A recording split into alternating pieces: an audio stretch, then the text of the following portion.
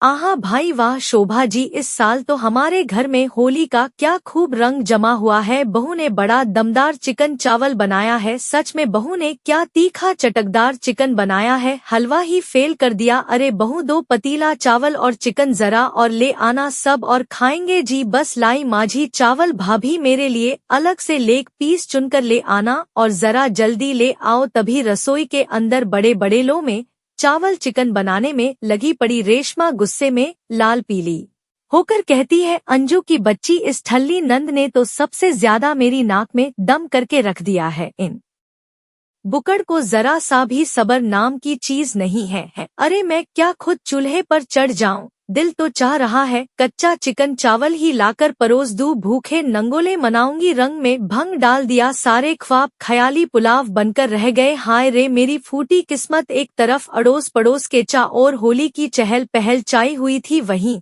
रेशमा गुस्से में भड़की हुई बड़े बड़े पति में भरकर चिकन चावल बना रही थी। आखिरकार होली वाले दिन भी बहू इतनी बौखलाई क्यों है, सारा मामला समझने के लिए कहानी के पिछले भाग को देखते हैं, जहां बैंक्वेट हॉल में रेशमा और ऋषभ स्टेज पर खड़े होकर तस्वीर खिंचवा रहे होते हैं।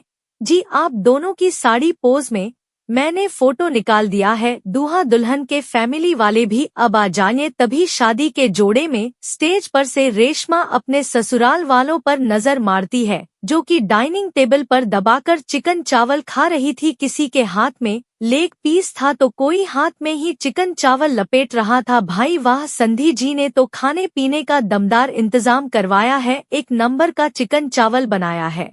हलवाइया ने वाह, मेरा तो पेट टंच हो गया। पिताजी मैं तो कहता हूँ थोड़ा चिकन चावल पन्नी में भरकर घर ले चलते हैं।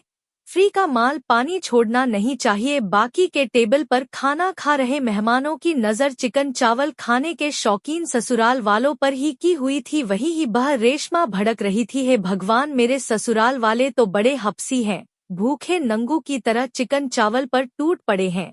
भैंस की आग, यह मेरे भूखे नंगे फैमिली वाले कभी नहीं सुधर सकते। रेशमा के सामने मेरी इज्जत का फालूदा कर दिया। रेशमा बेबी, मैं आता हूँ।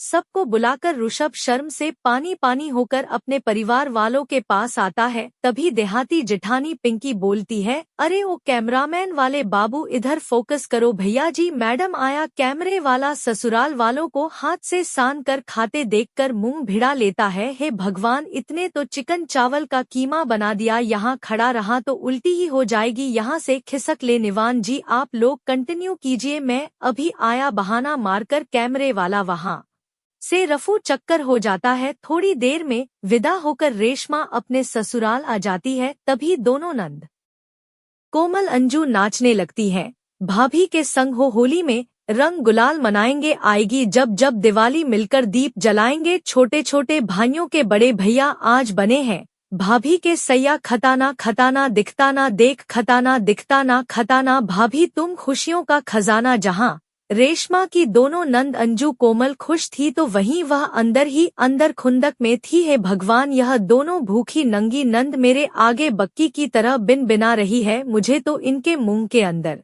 से चिकन की बास आ रही है, कहीं यही रायता ना फैल जाए। दरअसल रेशमा प्योर वेजिटेरियन थी, पर उसकी शादी एक नॉन वेजिटेरियन परिवार में हो जाती है, जिसका भेद शादी होने के बाद खुलता है। पर कहते हैं ना, अब पछताए का होत जब चिड़िया चुग गई खेत। आखिरकार रेशमा अपने नॉन वेजिटेरियन भूखे नंगे ससुराल वालों के बीच में कैसे एडजस्ट करेगी। आओ नई दुल्हन निया कपाड़िया खानदान में तुम्हारा स्वागत है। आओ मेरी प्यारी देवरानी, तुम्हारे यहाँ आने से मेरे दिल में तो मोतीचूर के लड्डू फूट रहे हैं।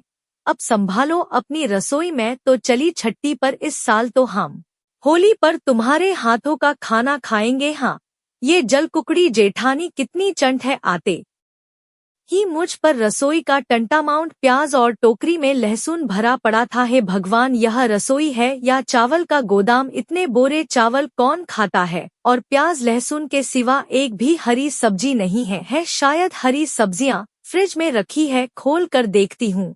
रेशमा जैसे ही फ्रिज खोलती है तो उसमें चिकन भरा देखकर उसे बुखार लग जाता है। हे भगवान, ये रसोई है या मीट शॉप? लगता है मेरे ससुराल वाले चिकन चावल के ज्यादा ही चटोरे हैं।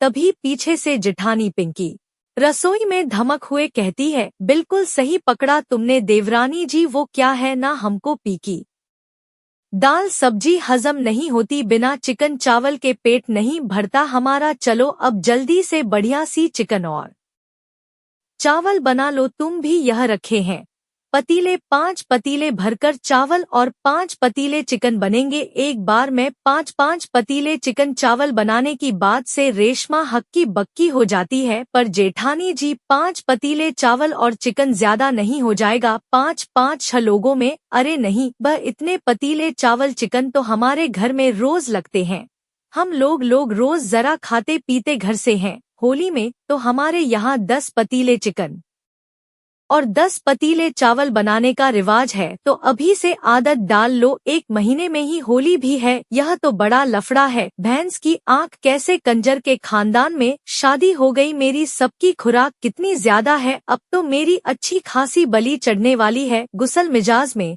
रेशमा 5 पतीले चावल चुनकर उन्हें धोकर चूहे और अंगीठी पर भी चढ़ाती है, जिससे रसोई में धुआं भर जाता है। वहीं बहुत सारी मात्रा में प्याज काटने से उसका आंख टमाटर की तरह लाल पड़ जाती है। चाची, और कितनी देर लगेगी चिकन चावल तैयार होने में? भूख के मारे मेरे पेट में चूहे तोड़ रहे हैं, बना रही हूँ। यूवी बेटा है भगवान, बड़े से लेकर बच्चा सब एक ही ताली के चट्टे बट्टे हैं। उफ, एक तो यह प्याज मेरी आंखों में तेजाब की तरह लग रहा है। लगभग 2-3 घंटे में 5 पतीले चिकन चावल बनाकर रेशमा सबको परोस है। देखते देखते सब लोग खाने पर टूट पड़ते हैं। अरे वाह रेशमा, क्या बढ़िया तीखा मसालेदार चिकन और खिले खिले चावल बनाए हैं।